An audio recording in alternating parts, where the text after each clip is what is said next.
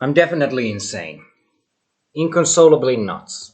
I spend my days imagining ways to hurt myself in hopes of feeling alive. And sometimes I commit to my imagination, forcing myself to cry the mental agony away. Physical pain has been a great way to remind me of what feels.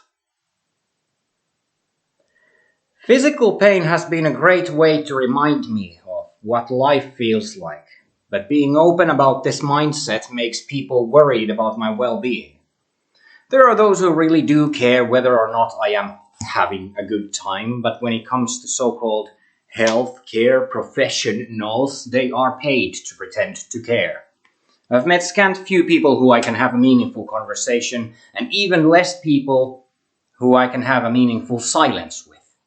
Me being variably reclusive stems from a few decades of having had most of my social interactions online. And the people I've gotten acquainted with outside cyberspace have either faded away from my life because of our paths diverging naturally, or because I'm often insufferably weird when allowed to be myself, and only myself. During the last year and a half or so, I've realized there is no self for a person who only utilizes one eye at a time.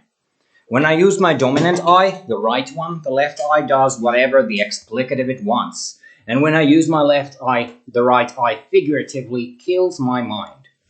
I can switch between looking with the left and right eye quite quickly, but it is physically exhausting. And doing it makes me immediately hungry, no matter how much I've eaten. This is something I cannot explain. And even if I could, I wouldn't want to, because, as I've determined from my past interactions with people asking me to explain my actions, I've only managed to cause more worry.